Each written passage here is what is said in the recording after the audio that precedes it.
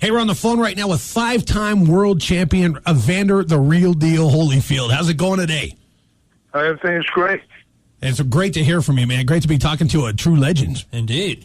Thank you. Yeah, no problem, man. So, hey, you're going to be in town because you're working with the Global Village Champions Foundation, dedicated to eradicating hunger worldwide. And it says here that you're going all over the globe as an emissary for these guys. So this is kind of a world tour for you?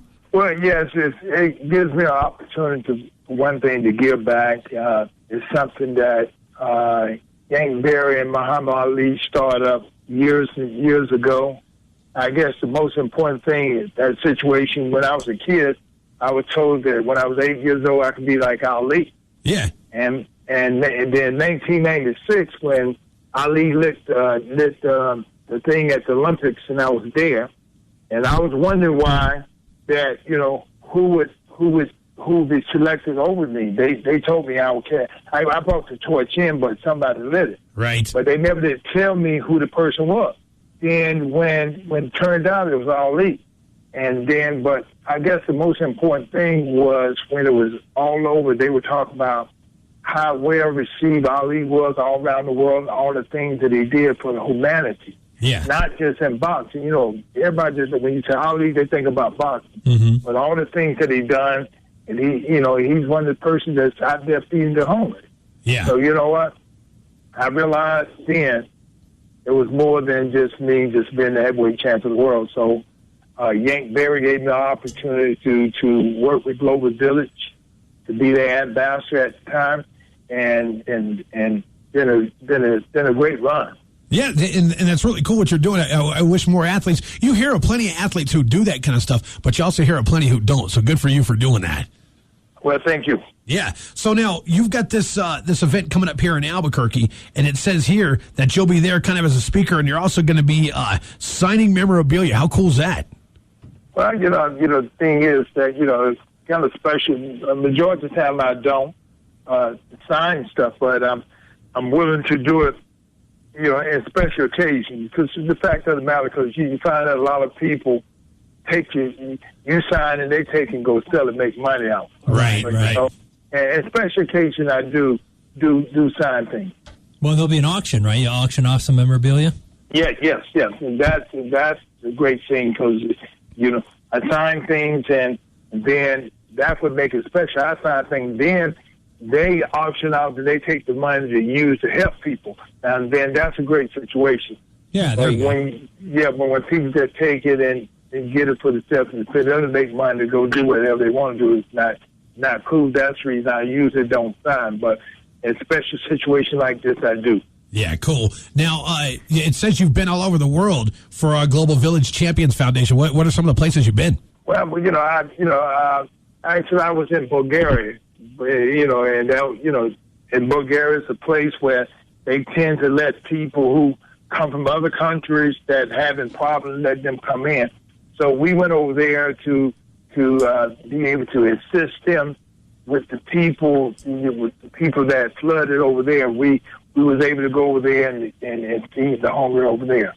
That's awesome. That's really cool. Now, it says here that the event in Albuquerque is going to be a black tie event. The only problem is with the way people dress in Albuquerque, I think there's maybe 10 black ties in all of town, so we might have to give some out that night. You know what I mean?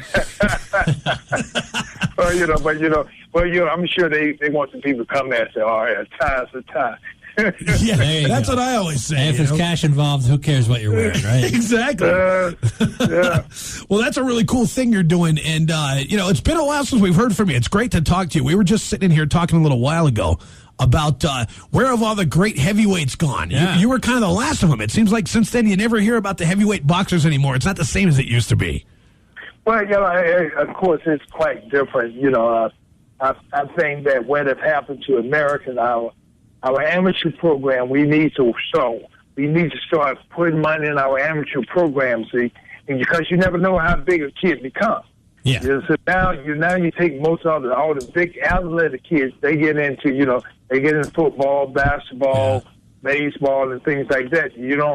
Because to be good in boxing, you have to start at a young age, at an early age. I started boxing at the age of 8, but all this stuff started with me being able to see the Olympics, and I was seeing that they they had this Olympic program, and they had young kids doing this, getting on TV. And as a kid, I thought, if you get on TV, you famous.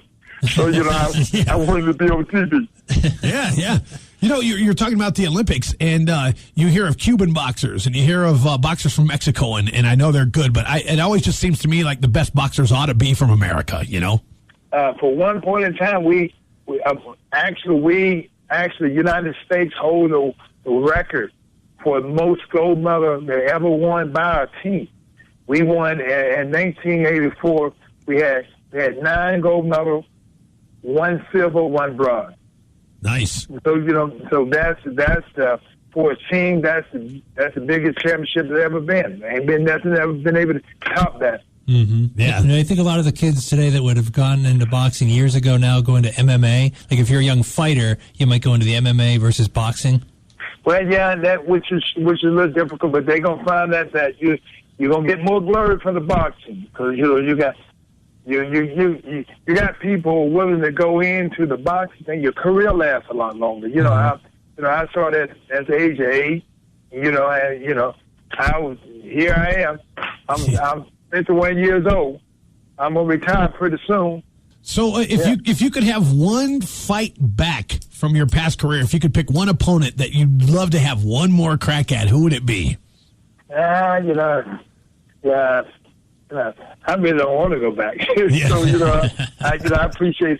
I want the type of person to appreciate it while I was doing it. Yeah. That I don't have to go backwards and stuff like that. Yeah. But, I fought everybody that was there, and I didn't duck nobody, and I have a great career because I fought a lot of great fighters. Yeah. Well, hey, man, it's been great to talk to you today, Evander. We're really looking forward to getting you in town. That's coming up on March 26th at 6:30. And if you want more information, there's limited seating. Apparently, they're almost sold out. But you can call 505-724-3510. That'll get you tickets and more information. That's going on at the Pueblo Harvest Cafe. That's a great restaurant, too. You're going to have a good meal over there. All right, thank you. Hey, you bet. Have a good one. Good talking to you. All right, then. All right, bye-bye.